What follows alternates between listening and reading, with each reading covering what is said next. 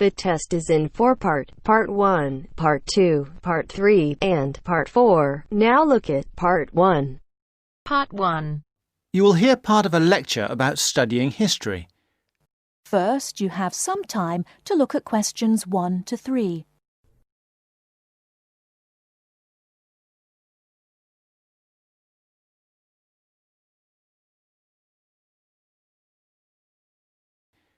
Listen carefully and answer questions 1 to 3.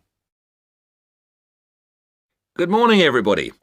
I'd like to begin this term's lectures with a discussion of the various sub-disciplines in history. Before I do that, though, can I refer you to the handout you picked up on the way in? It deals with two general topics. The first is, why study history? And the second is, what is history? Neither of these questions has an easy answer. In fact, people have been asking these questions for as long as history has been studied.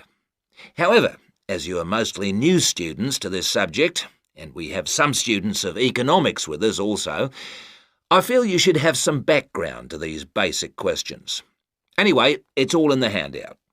I might add that, for me personally, the most important reason for studying history is that I find it exciting. Our ancestors can remain, if we want them to, a mystery, a closed book, a blackness that we never see into, or we can come to know what motivated them and discover how that led to the world we live in today. Before you hear the rest of the conversation, you have some time to look at questions 4 to 10.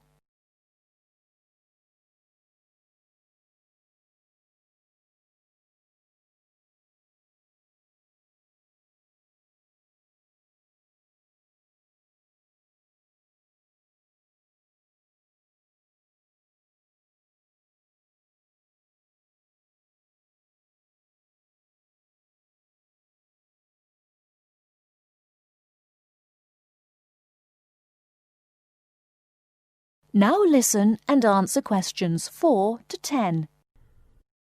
Now answer questions 4 to 10. You who have chosen to pursue the study of history are very fortunate.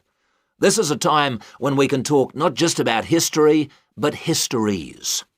Traditionally, history was seen as one subject, and the subject matter was clear. It was about kings and queens and wars. Additionally, it was about states and empires, or groups of states. This is what we now call political history.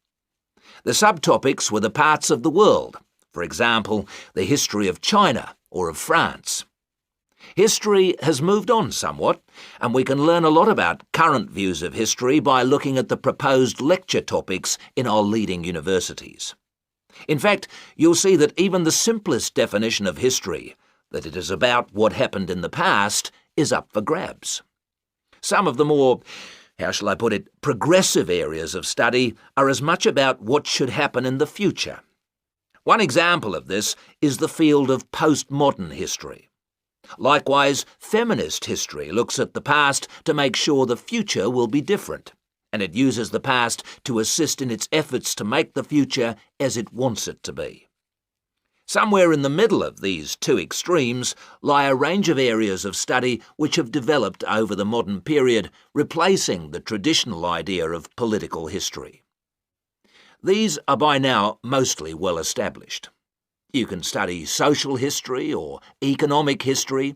Social history asks about the ordinary people and their lives, not just their daily lives, but their contribution to changes in our society. Ordinary people have desires and wishes which they try to put into effect, and this has a massive effect on social development which was not fully understood in the traditional study of history. By the way, one area of traditional history which I forgot to mention, but which has had a resurgence of interest in recent years, is the area of military history. This was, of course, of great practical use in more violent times, and unfortunately has become of increasing use and interest, academically and practically, in our own times. By the way, there is a new series of lectures on military history in our department, as if to demonstrate the truth of what I've just said. Ethnic and multicultural history are further examples of kinds of history which, like social history, differ from the traditional forms. Ethnic history is a modern concern which concentrates on the value systems and beliefs of a people, usually a minority people, which were ignored in the rapid forward march of the rich and powerful nations and states. How various ethnic groups live together and how their traditions change and develop is the subject of its contemporary cousin, multicultural history. In sum, as I said, you are fortunate to have such a wide choice of things to study in the fields of history. Choose wisely. And finally, it only remains for me to wish you good luck in your studies. That is the end of part 1. You now have half a minute to check your answers.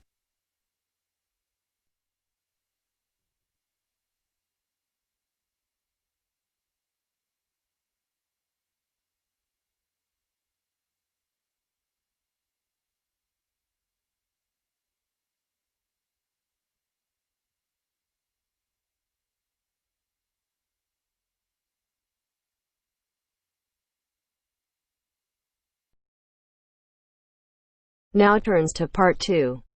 Part 2. There a discussion between a college receptionist, Denise, and a student named VJ about learning a language. In the first part of the discussion, they are talking about the course VJ will study. First, you have some time to look at questions 11 to 17.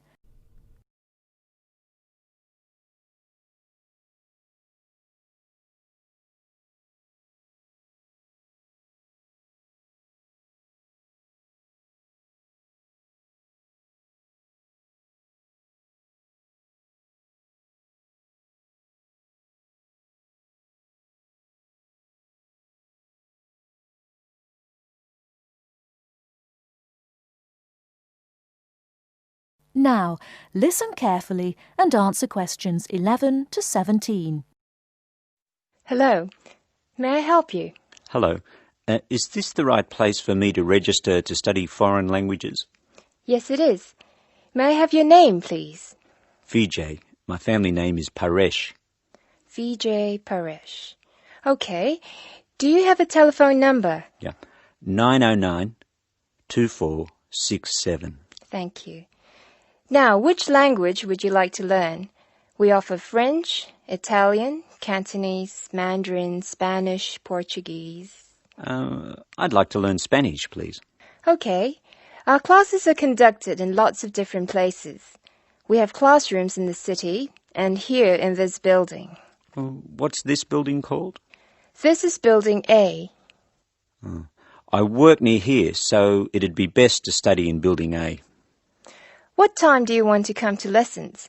They go on for 3 hours and they start at 10 a.m., 4 p.m.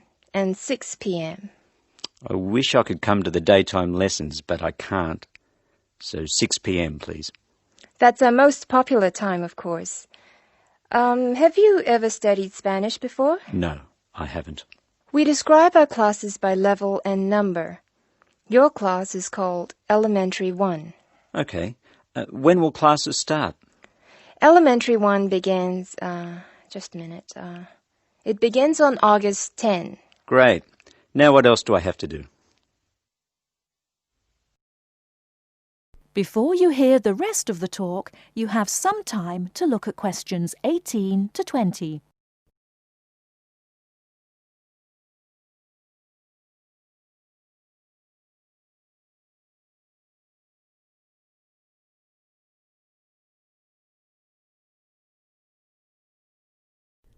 Now listen and answer questions 18 to 20. I'm sorry, VJ. What were you saying? I wanted to know what else I had to do. Oh, of course.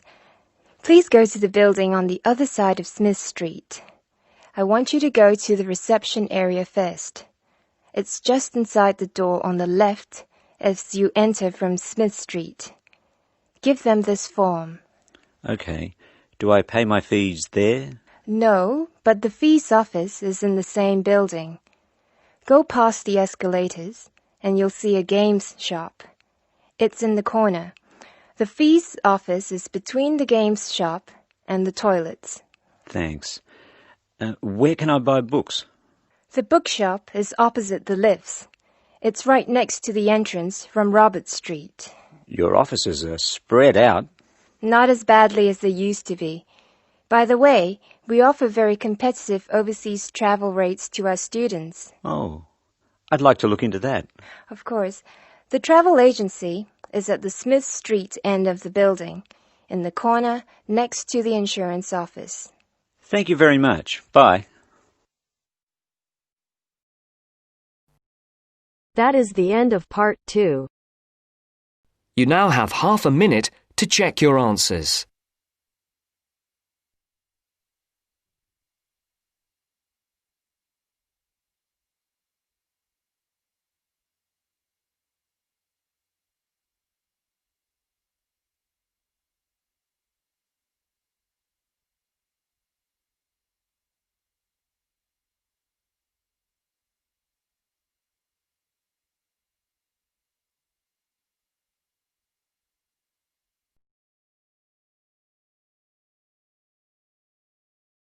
Now turns to part 3. Part 3. You will hear a tutor and some students talking about an assignment. Listen carefully and answer questions 21 to 26.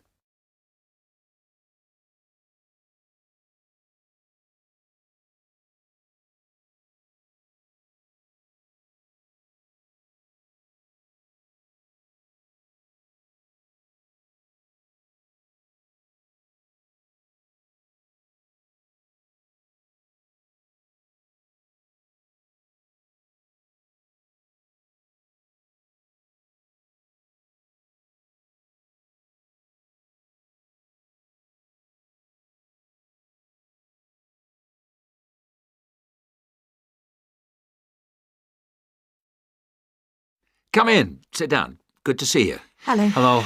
Now, this assignment. The best thing we can do, I think, is to think how we can approach it. The main point is to investigate television, but not what's happened in the past.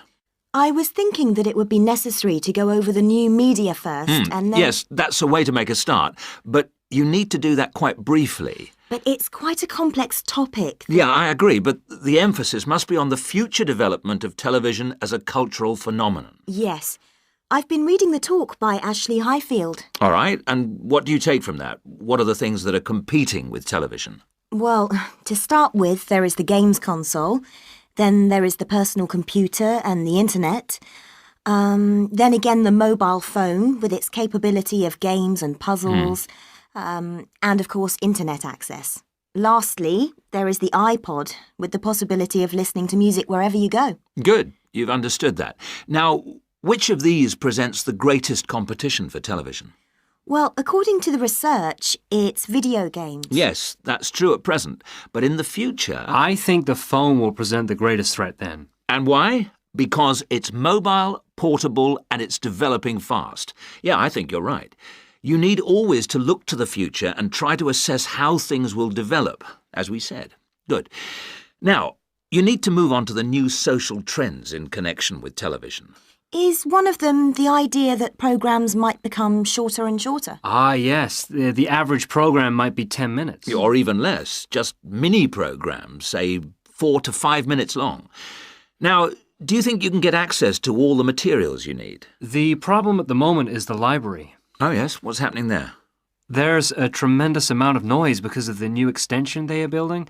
It's quite impossible to work there. They are stopping work for a week next week, I believe, and then all the sections will be open.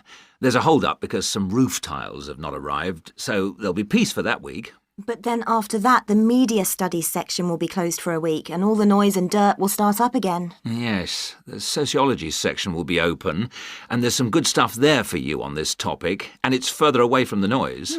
Yes, I don't think the sociology section is affected at all, and neither is the journals section. No, Obviously, they're rotating the closures, and it was sociology's turn to close for a week last term. I think we should make a complaint. Yeah, I think you should. I've had a word with the library staff. They are very sympathetic, but... They are affected by these works just as we are.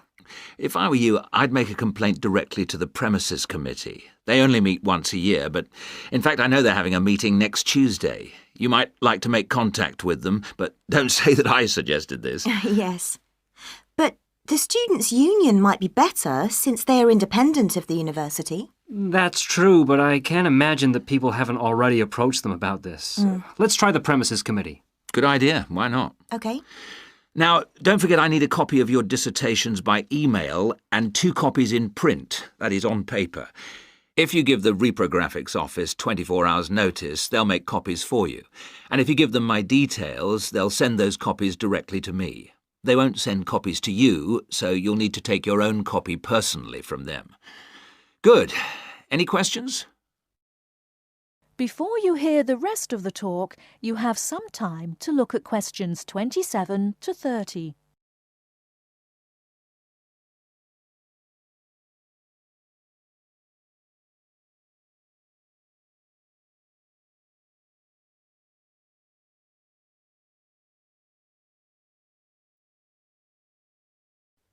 Now answer questions 27 to 30. One little thing was just that I wondered whether we should actually talk about that famous website. You know the one, YouTube. I was rather hoping you hadn't overlooked that. Good point. It's mostly homemade videos. I suppose you could say that each video is a television version of a podcast. Anything else? Yes, I've got a question, I'm afraid. I'm not completely clear about the exact meaning of culture, as we are using it in this subject. Well, Mrs. Jones is giving a lecture on culture and society in the University Theatre. It's on Wednesday at 10 a.m, and you can learn all about it there, I'm sure. Can you give us that again, please? Yes, that's Culture and Society. It's in the University Theatre. And let me just check the time. Yes, here it is. 10 a.m. on Wednesday. She'll be giving a very thorough discussion of the issues in defining what culture means. Right. That's good. The thing is, the reading list confused me a bit. One thing that occurred to me was that it might be broken down into subsections for future students. Yes, that's a fair point. I'll bear that in mind. Now, don't forget, you need to do the reading and finish the assignment by the 4th of July. Is that okay? Fine. Thank you very much.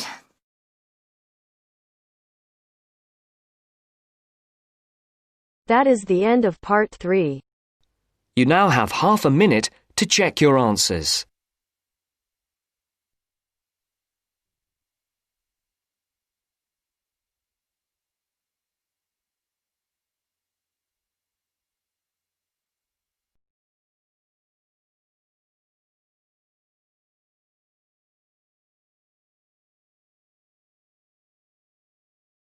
Now turns to part 4. Part 4. This morning, I'd like to look at the whole issue of contemporary art. What it is, how do we interpret it, what are its uses, and does art, in effect, have any advantages or disadvantages for society? First, you have some time to look at questions 31 to 40.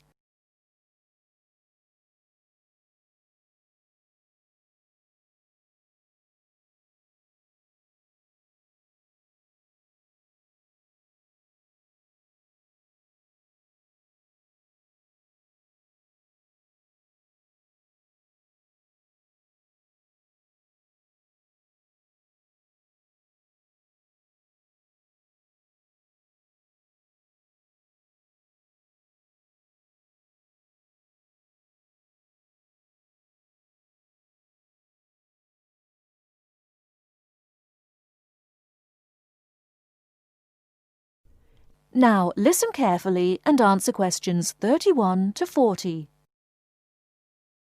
Welcome to this series of lectures on interpreting contemporary art. This morning, I'd like to look at the whole issue of contemporary art.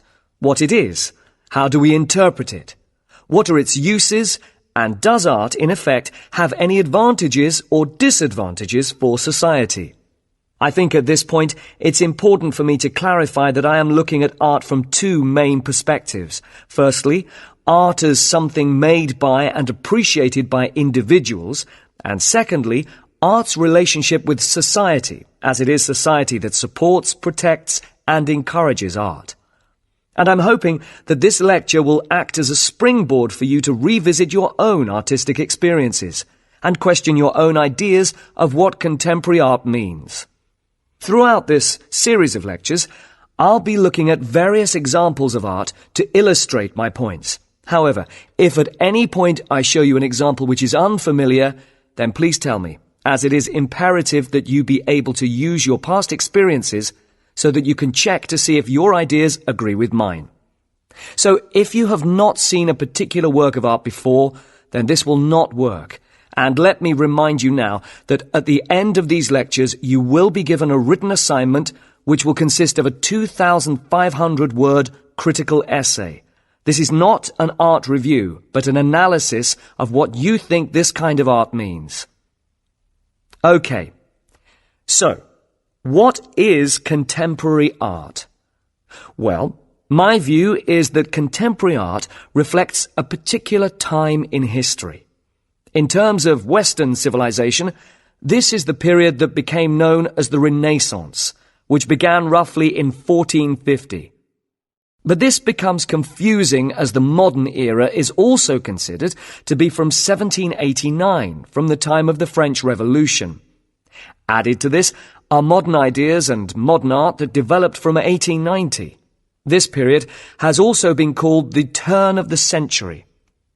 To try and somehow bring all these periods together, I shall define contemporary art as any art created from 1920 up until the present day.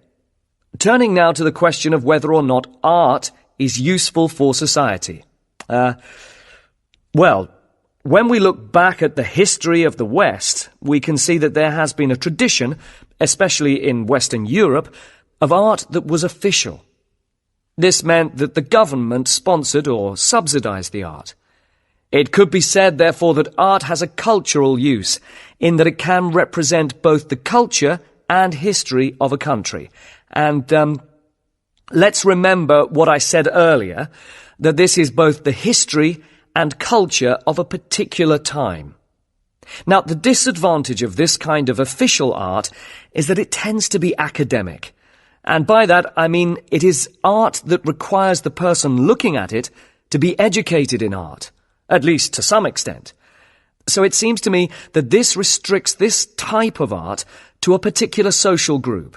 And whether you agree with this concept or not will depend on if you believe that art should be accessible to everyone.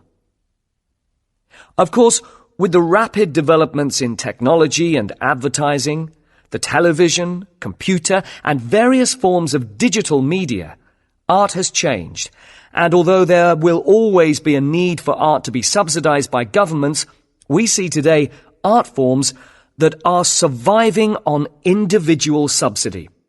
Sometimes this is through the support of wealthy patrons, such as businessmen or famous people. But it also operates on a more simple level.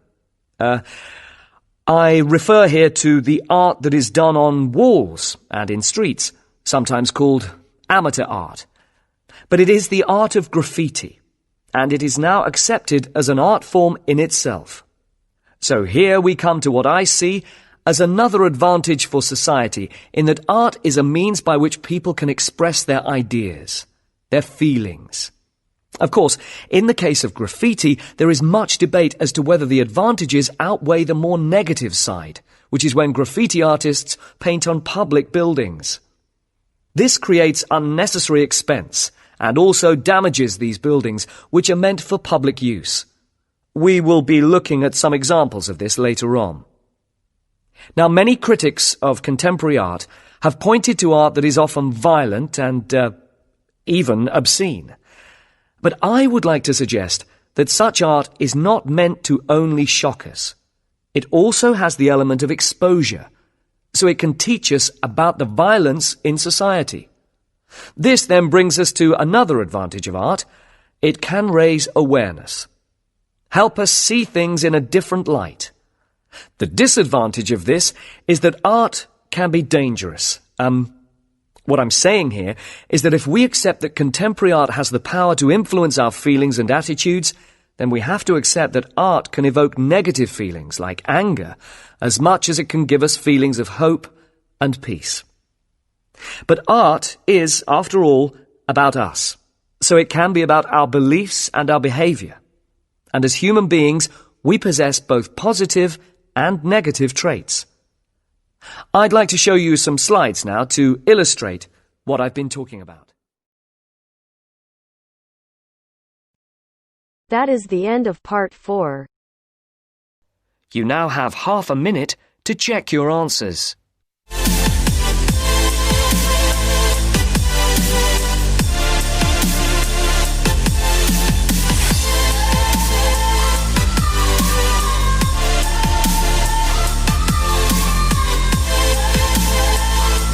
That is the end of the test. You now have 10 minutes to transfer your answers to your Ielts listening answer sheet.